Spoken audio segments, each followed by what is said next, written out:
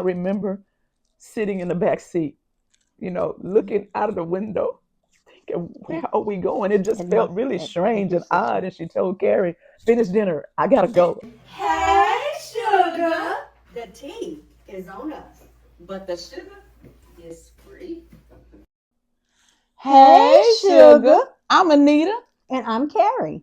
And we are here for our first episode of the Hey Sugar podcast. Woo! Yes, we've been thinking about this for a while, and now we're actually doing it. So if you like all things fashion, cooking, advice, spiritual helps, you can hit us up right here on YouTube, on Instagram, TikTok, you name it, and we'll be talking about it right here on Hey Sugar Podcast. Yes, and I'm sure you'll enjoy it because we'll have some very informative stuff for you. You'll get some tips. And hey, if you like us, keep tuning in.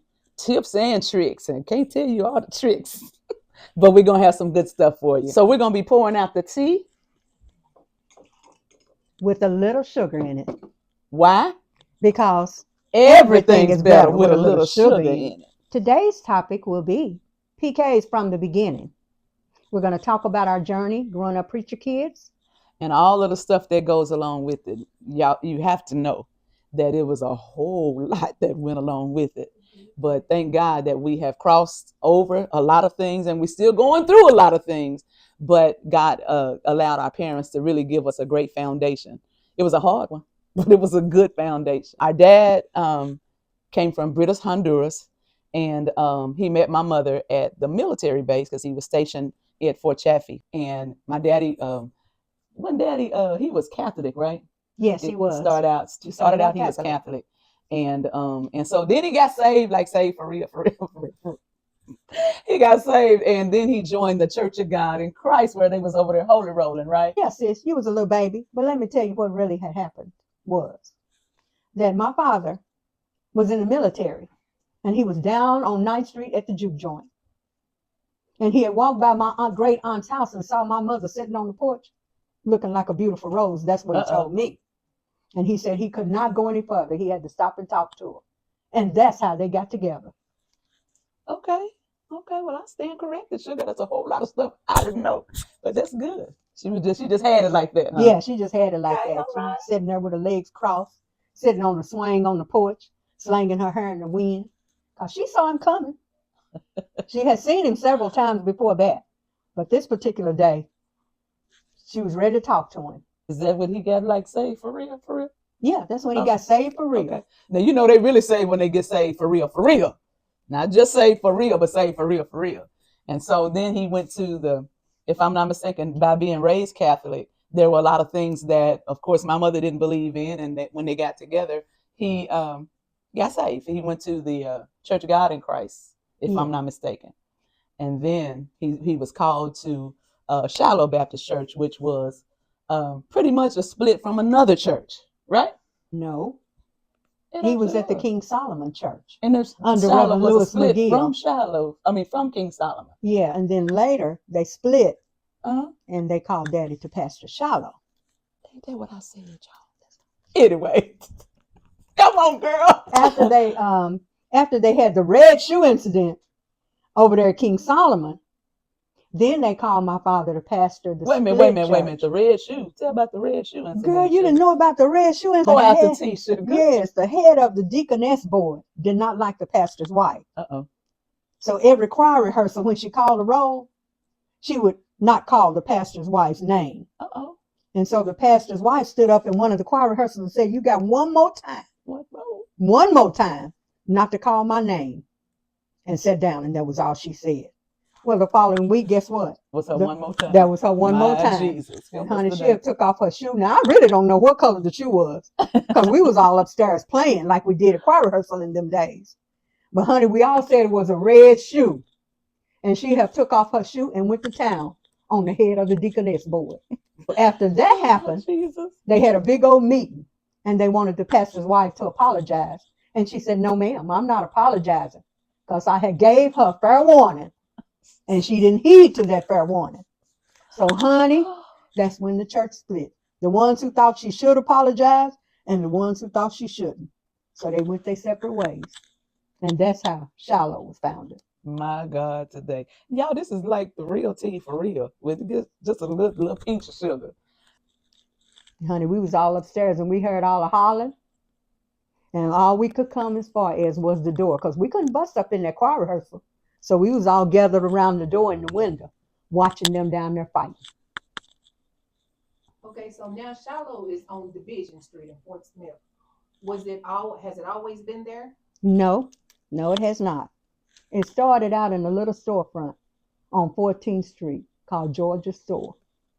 We was in there sitting on bricks in our first service. And Daddy was up preaching from behind a stool. But that was our first beginning. As PKs, I remember that little church, actually a little storefront. And I remember also when Daddy really got to preaching and really studying and writing sermons and stuff. I remember a lot of the ministers in the city coming and knocking on the door on Saturday night. Rev, what you got? And they would buy sermons from him. They would. And what's Daddy's name? His is it called pen name? You know, the name that they used to. And I think it was something like Samuel Maxwell or was it? But anyway, they would come and buy sermons from him late at night. I remember that. Yeah, they would do that now because he had some powerful words now. I remember one called the Angel in the Sun. Yeah, I still got that sermon to this very day, sugar. Yeah, that was one of my favorites. Yes, I do. And my daddy had what he was called the silent hooper. If you can imagine somebody hooping, y'all know those of y'all that's church peoples. You know what it is to hoop. Say yeah, you gotta set the church say yeah. My daddy would do all that, and then he would say like that, and the church would just go haywire. But do you also remember? You remember our little brother Philip, who's gone to be with the Lord. But Philip was an amazing dancer, and my daddy, he was always very theatrical. You know, he was very animated, and this is when Michael Jackson, you know, started the moonwalk. Yeah. And he wanted to learn how to do the moonwalk, so he had the silent hoop and the moonwalk going at the same time. Church was going crazy. It was crazy. But I remember that. But my mom was more, I think she was more of the disciplinarian because Dad was always away a lot at, you know, he was military. So he did a lot of traveling. So Mama was, you know, pretty much the disciplinarian, and she ran a tight ship, would you say? Oh, well, I'm telling you, it was tight. Mildred did not play. What did she say? Keep your children at home. And baby, we couldn't go nowhere. Yeah, you got to watch them when they're there. When they're there. But she wouldn't let us go anywhere. I remember asking her, Mama, can I go over my friend's house? She said, you got 12 friends, 11 friends in there. Go in there and play with one of them. But she just didn't play. She did not play. Okay, so now you mentioned you have other brothers and sisters. Yeah. How many of y'all was it in the household? In the household, it was 12. It was 12 of us. And it's so crazy when I remember and I think back, there was a bedroom for the girls, one for the boys, and then one for my mom and daddy. So we were literally raised in a 3-bedroom house most of our life. I remember sleeping with my sisters, all of us. I think we had one bed. Did we have two? No, we had one big bed. We all slept in that bed. Yeah. But, you know, actually the house started out to be 2 bedrooms. Okay. And it had a real long front room that Daddy took and made a bookcase to separate him and my mother's room and give them some privacy. See, some of that I don't remember because she's about 27, 28 years older than me. Not really, but I'm a good 10, 11 years though. But some of that I don't remember, but I do remember. I remember the 2 bedrooms. I remember that. And then I remember where Daddy went and added a couple of more bedrooms. Yes, he did. They was pretty much added with almost like cardboard, basically. Yeah, they were. Yeah, but anyway, it was a bedroom. But you know what was crazy about that was we was living in the projects in a 3-bedroom apartment. But they told my mother, if you get pregnant one more time, y'all gonna have to go.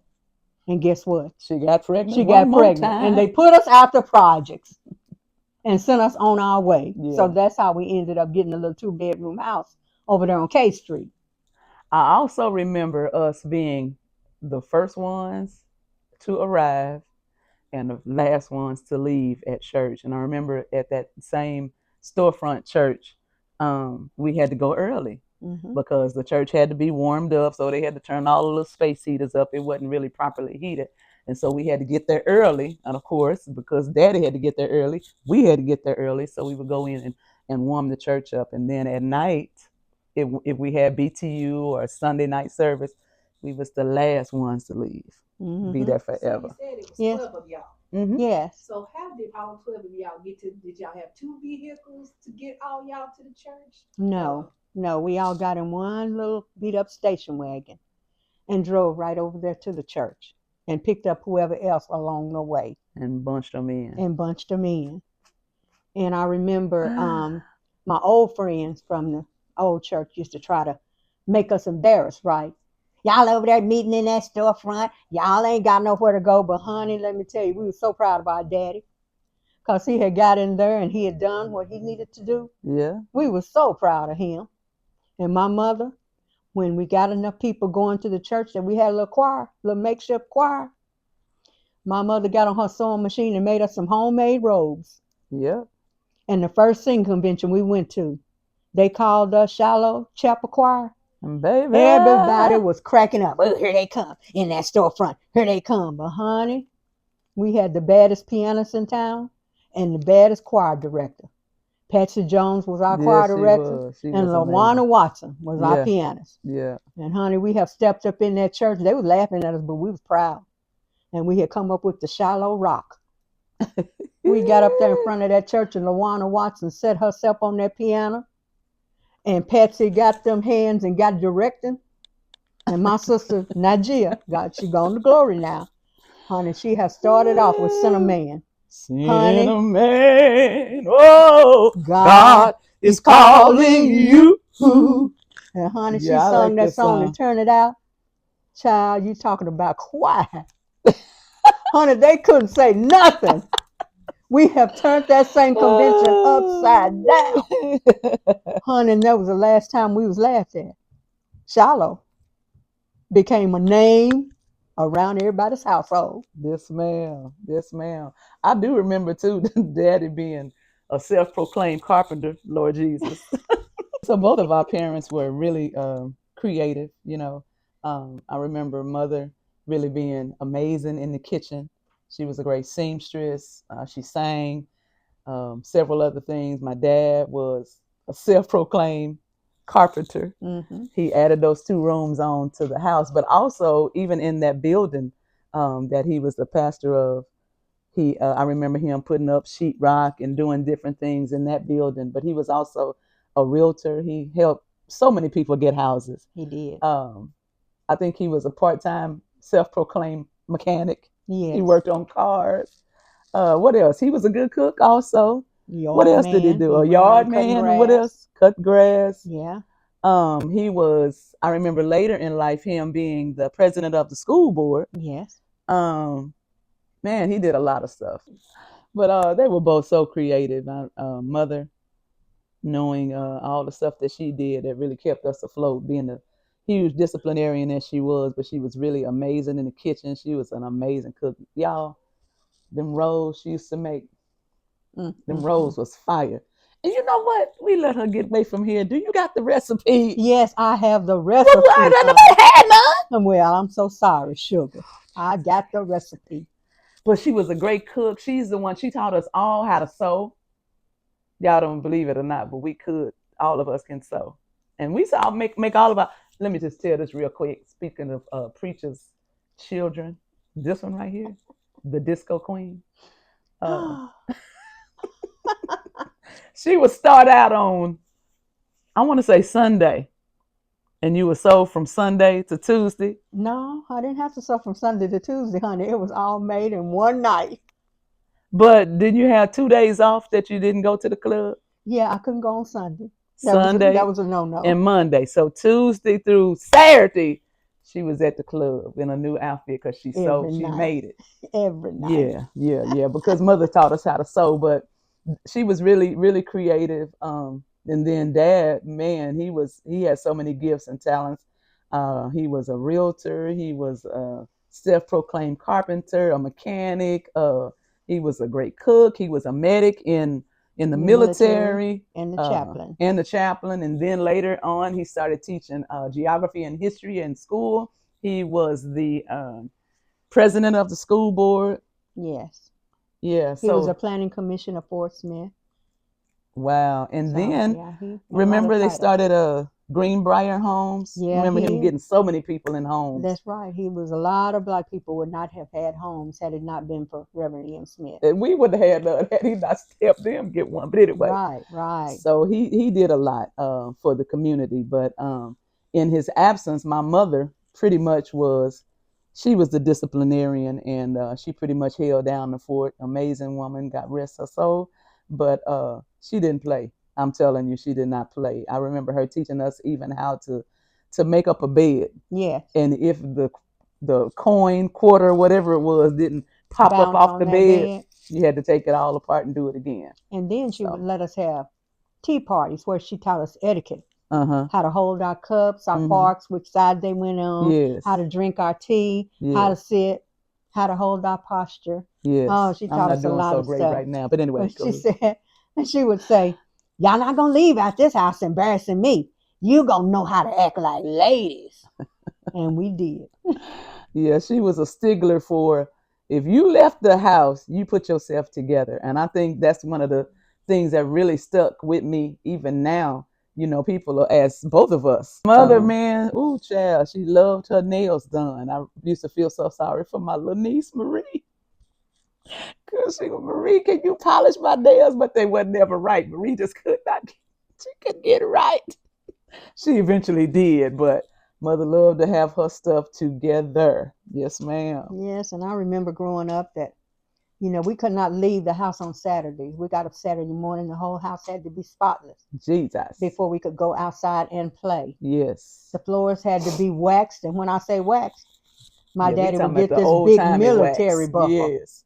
From Indian sand, honey. yes, and we get down on our hands and knees with them rags Buffing. and watch Yes. put that Indian sand on there, and then daddy would buff them, and them floors look like mirrors. Yes. But Yes. honey, my mother kept a spotless house. And even when people would come over, which they did so often, my daddy was really what do you call it, a social butterfly for real. And I think that's where we gained our love for people, because he was always bringing somebody home. And child, we wouldn't have but two wings. Girl, do you remember when daddy had brought this man home named Reverend Witherspoon? I know, ma'am. I do And not. Reverend, you might have been too little, but Reverend Witherspoon loved to eat. Lord. And you know how David was about food. So mother had fixed one chicken. Back in the days, y'all might not remember this, but your company got Chicken to eat had first. two wings, only two wings. Yeah, Okay. and your company got to eat first. So mother had fried some chicken and made some gravy and potatoes and green beans, and David was standing at their kitchen door, and that man was just eating. So finally David walked over there to him and said, "Reverend, Reverend," and that man was just eating. He said, Reverend, the gravy is good." In other words, quit eating up the chicken and get some gravy. Get off this plate. Oh, yeah, because, honey, he was tearing it up. And mother, "Get out that kitchen. Get out of there. You go in there and sit down until they finish eating."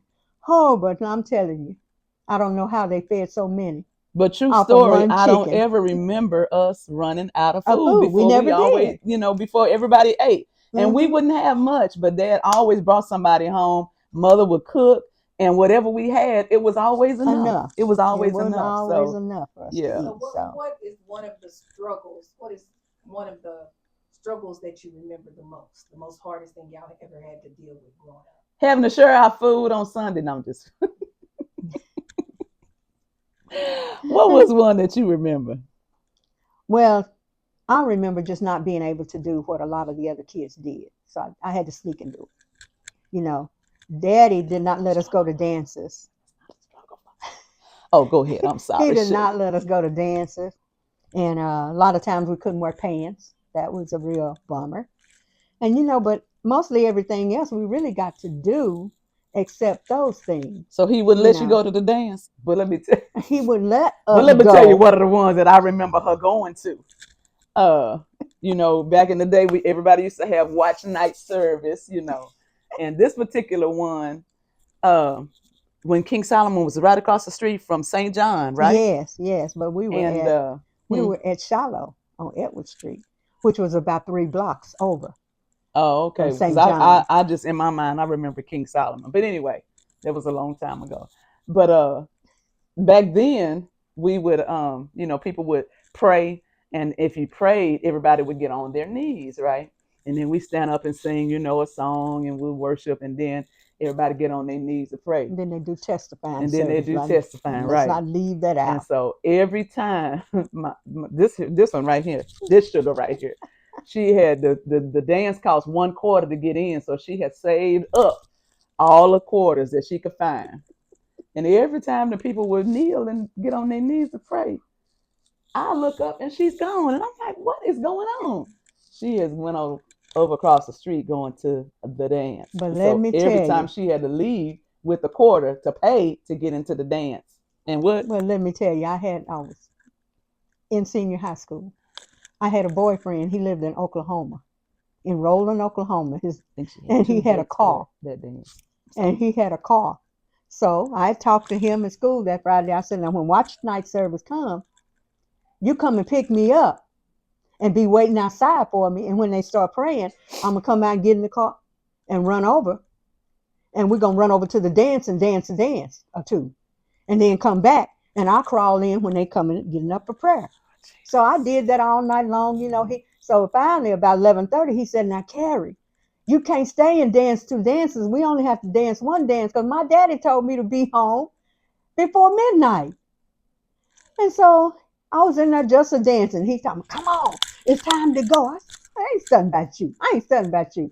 Well, anyway, this other boy who liked me, who had a car too, but he was a drinker.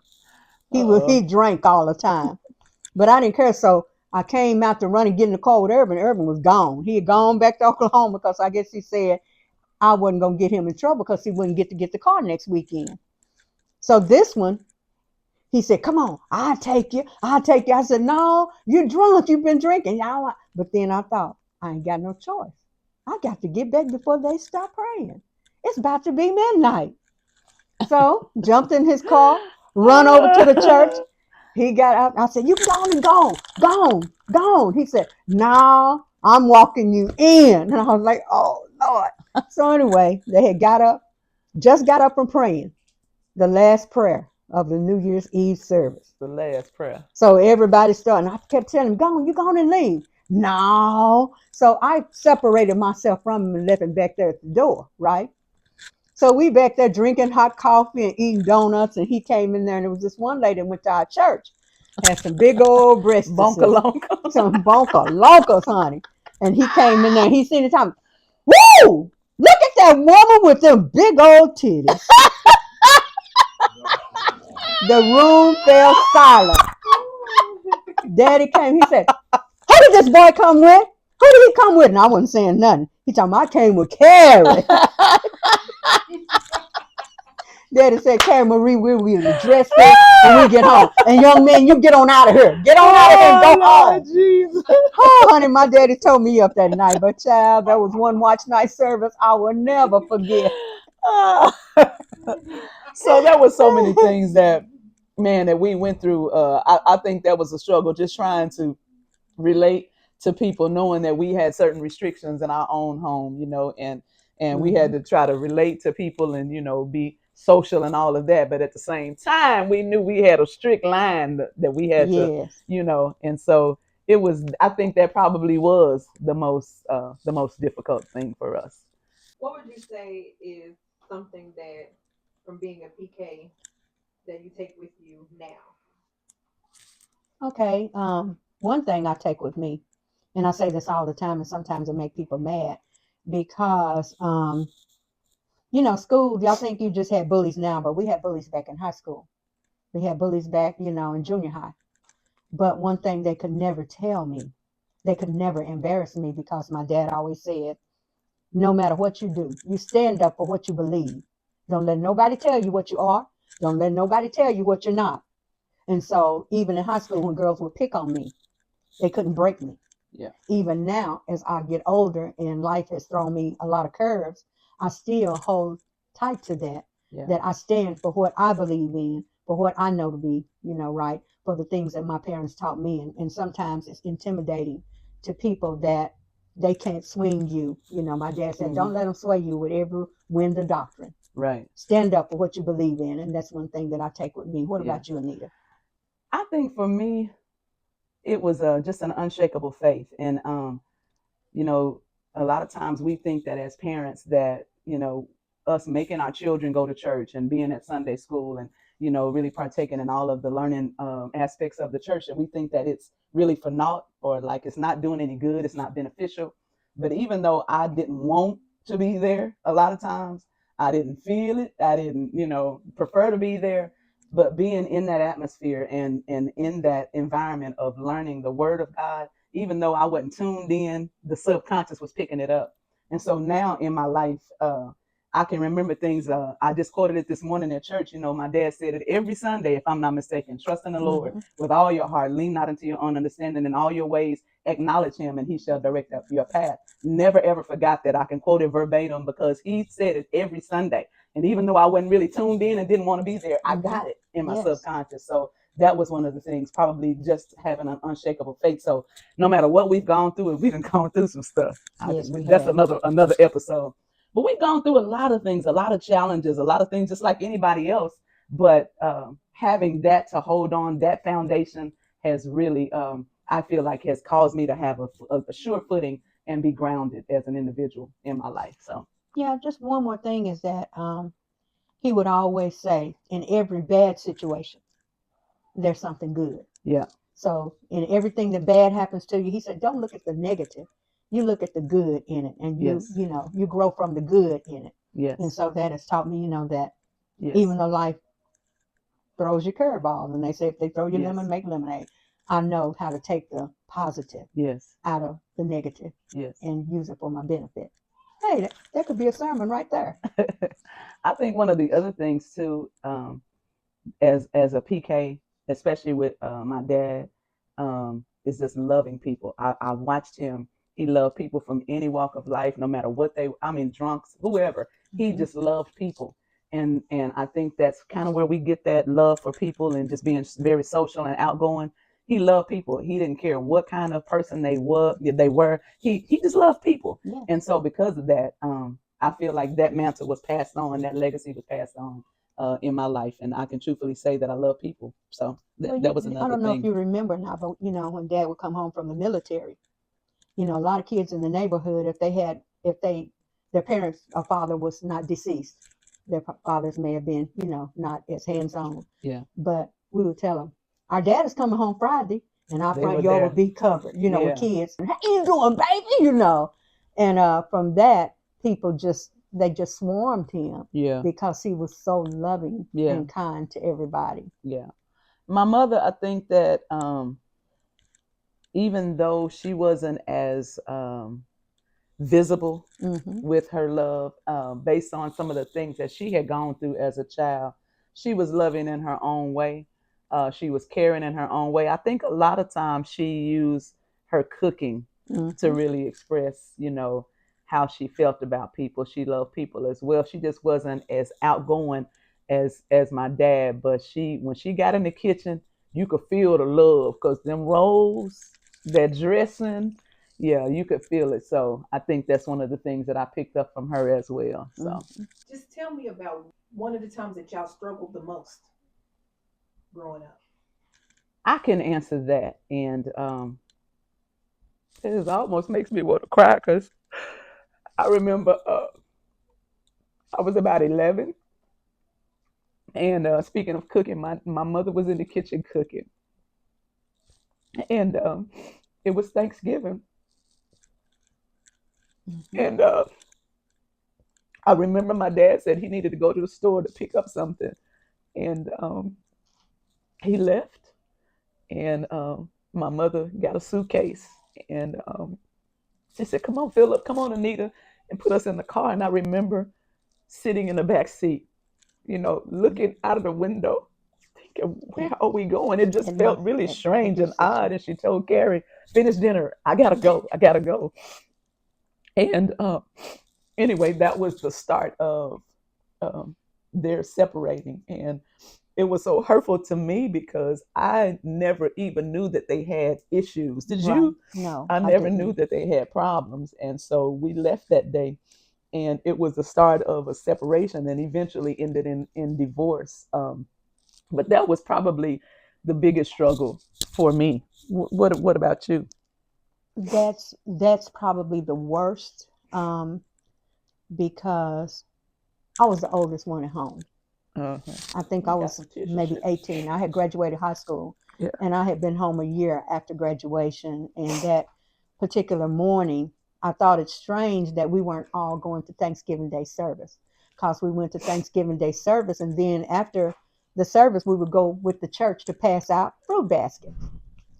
And this particular day, um, my dad said, he's going to go to the store and get the rest of the stuff for dinner, and then they were going to church.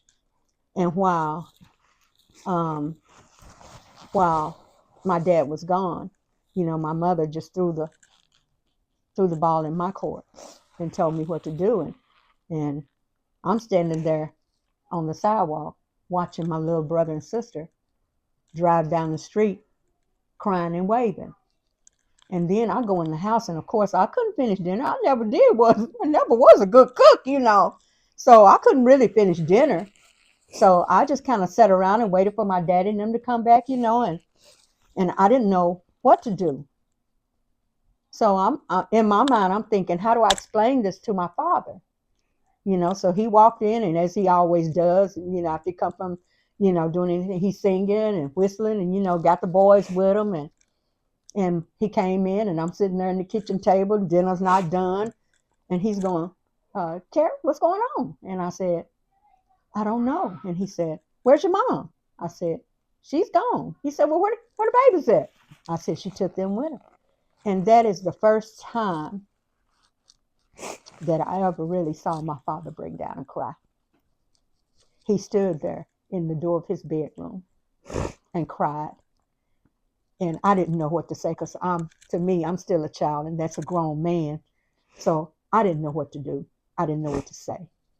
But when my father finally got himself together, he came back and he said, well, Cookie, let's just go on and get this dinner together. And my father finished cooking dinner, and that was the saddest, quietest Thanksgiving I had ever had in my whole entire life. So it was really, that was really the most heartbreaking part of my life, that had to do with my parents, Yeah. is not knowing what happened. It's And just, I just, I think about how it affected the church, and you know, and I mean, we know divorce happens. Heck, I've been divorced about 150 times Mhm. myself, uh, and how it has affected me. But that divorce, because they were such pillars in the community, and when they broke up, it was devastating to not just our church, but to the city at large. And so it was a very, when you talk about struggle, that was hard. That was hard. And Yeah. even now, you see it's very emotional. Even now, it's still a struggle. And I think it has a lot to do with our lifestyle now and what we've gone through. I don't think none of me or my brothers or sisters, or none of us ever got married to get divorced. Right. But I think it has a lot to do with us being able to ride the storms in a marriage, because of what we experienced in that devastating experience. Because I don't think any child who has lived with their parents for 25 years ever known, ever thinks their parents is going to get divorced because of the way that they raised you and the way that they taught you about love and forgiveness. Yeah. And so it wasn't only devastating for me and Anita. Anita was my baby sister. Philip was my baby, just about, because I took care of him. Yeah. And those were the two youngest in the family. And to see them driving down the street out of my life, it was very devastating. And then also my brothers, my four brothers that were left home. Yeah. They didn't know what to do with themselves. Their question was, why didn't she take us? Why did she just take them? Why did she take, what's wrong with us that we couldn't go with her? And so that Yeah. really, my brothers probably still deal with that today, because even though both my parents are gone, and they probably made amends somewhere down the line, down the road, it still sticks in my mind the way that it all happened and the events that followed. Yeah. Yeah. So that was a true Can we struggle. take a break right here? I got to get myself together. Yeah. We all need to get ourselves together. But I Oh, think we never did really get, Lord. I any don't kind think of we real ever got any resolve on it clarity. until it was me, you, and Najee. We had that conversation with mother, Hmm. and But it was rough. It You was know a what? rough Even with that conversation. conversation with mother, I still did not feel any No, we resolve didn't get because any. I was there through the whole thing, and the story that mother told. I had a hard time. I'm sorry. I know sometimes I probably tell y'all stuff and you say, oh, I got a hard time believing that. But I had a hard time believing it because I'm standing right there and they're laughing and talking, and the next minute she's packing her suitcase and getting up out the door. So, anyway, well, maybe we shouldn't have went that far down the road. One of the things I struggled with growing up was that trying to be perfect, trying to do everything that my parents told me to do, and to want them to be proud of me. Um, when most of my mistakes came after I left home and I moved to Little Rock, then it was kind of downhill from there because I didn't feel like all eyes were on me. I wanted to be president of the state convention as a young lady, and then wanting to be just something that my parents could be proud of and that my dad could be proud of. So a lot of things I didn't do or didn't indulge in, even though I snuck to dances and stuff like that. A lot of my friends drank, they smoked. I didn't do any of that. And I felt like me dancing was enough against them so that I didn't indulge. I didn't look, boys and stuff. We might kiss. That was it. But most of my downfalls and my mistakes came after I left home. I think for me, it was really because after mom and dad divorced, it was the whole acceptance thing with daddy because I was with mother, but I always had this. Lord Jesus, I'm not gonna do this again. I always just had this longing just to be accepted by him because you would say, daddy did this. And I remember when I tried out for cheerleader and daddy, I didn't make it. And then daddy came and he did a cheer with me and he did this and that. I didn't have those experiences. Mm-hmm. And so when daddy and mama separated and divorced, I always had this desire just to be accepted by him, and for me to know that he was proud of me like he was, you and Nigeria and Kathy and so there was always this like disconnect with him because from the time I was 11, I was not around him. Mm-hmm. And so that right there, is something that I still I struggle with, and I didn't really realize that I wasn't completely healed of that. It's happened about maybe 10, 11 years ago. Alan was preaching a Father's Day message, and I was so messed up after the message. I couldn't even get up there to sing with the praise team. And it hit me then that I wasn't really fully healed from just that I want to say a spirit of rejection. Mm-hmm. I felt like I was rejected. And even though I know my daddy didn't intentionally reject me, I felt rejected because I never really felt accepted. Because he made choices. To me, Yeah. he made choices to live the other life that I always thought, and this is something that I've grown up with, is that he wanted all the things that his church or in his family that would make his church, prosper. But he didn't realize, or he realized at a late age, that he had Yeah. everything within his own family and Right. his own children that would make Right. his church prosper. Right. He wanted a pianist. He wanted a song leader. He had all that. Yeah. He had all that right there. The Mother was making administrators, sure. all of that. Yeah, mother was making sure that everybody got what they needed to benefit daddy. Yeah. And so I can understand her hurt, and I used to tell her all the time when we would be discussing different things about Daddy, and she would say, "Well, how do you know that?" I said, "Because I felt like I was Daddy's girl, you know." And that's a lot of the things now is that I rely on the conversations that me and my daddy had on those long drives to Granville, Oklahoma, or when he was going to preach, because he would come in and say, "Who want to ride with Daddy today?" And everybody, "Oh, I ain't going down there in little rickety towns." And I would be the one jump in the car with him, and I could hear him singing, and he would tell me about different things and his different aspirations and the things that he wanted to do and see happen in the community. Mm-hmm. So when Nita and them moved back to Fort Smith, I was, of course, married and had kids of my own, and I could see that there was definitely a disconnect. Yeah. And it was definitely like Philip before he passed. He wanted to be so accepted as one of Yes. his brothers as a minister. Yeah. Even he was a minister, but he felt like he was not as accepted as his brothers were who grew up under Daddy. Right. And so that's always been an issue, I think, for Nita Yeah. and for Philip. Well, and You know. I would go to school and I would hear, so many different people saying, "Oh, you're Reverend Smith's daughter. Oh my God, he is so amazing. He's this and he's that." And I didn't know him like that. I couldn't even attest to it because I didn't know. I knew what I knew before I turned 11, before the breakup and everything. But the dad that they were talking about, my daddy, the school teacher, the realtor, all those things, I didn't really know him in that light, because I hadn't been around. I would say, in raising my kids, I just always told them to be yourself. Be a leader, not a follower. Don't let nobody lead you down a path that you know is not right unless that's your choice. Yeah. Because in order for you to be able to stand on your own, you can't follow everybody. Yeah. Because people don't care about you. And that's, the same thing that my parents told me about. You got friends in this house.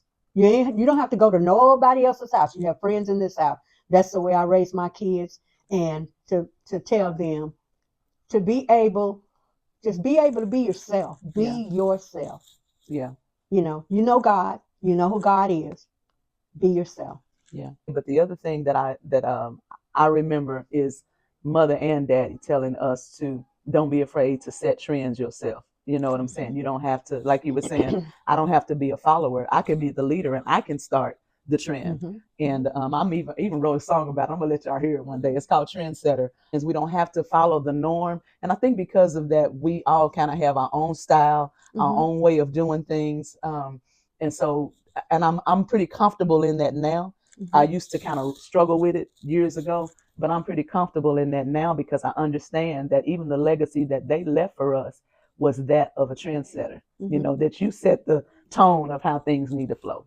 And so that's Yes. what I would say to you as parents, those of you that are raising children, whether you're a PK and whether they're PKs or not, but to allow them to be authentically who they are and not try to make them any type of mold or something that has been done before. Allow them to create that whole trend themselves and be authentically themselves. And one thing too is he always said, and Mama always said, put God first in everything you do. Mhm.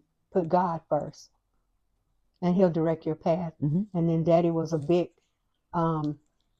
he was a big, person that always said, study to show yourself approved unto God, a workman that needed not to be ashamed, rightly dividing the word of truth. And it don't mean somebody can come along and tell you how something goes. You can rightly divide it.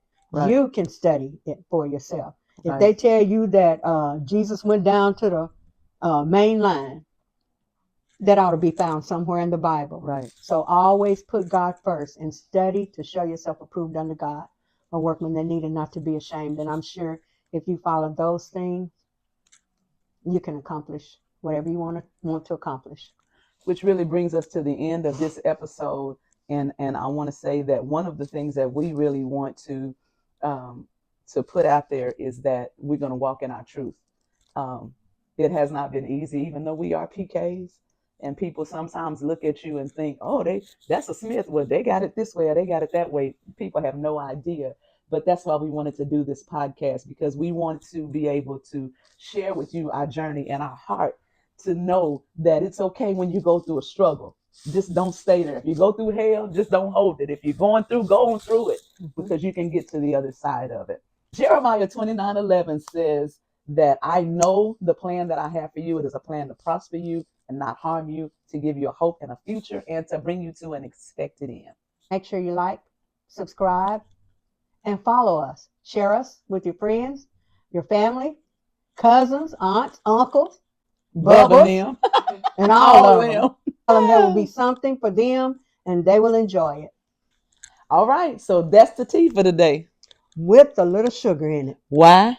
Because Because everything everything is is better better with a with a little little sugar sugar in in it. it.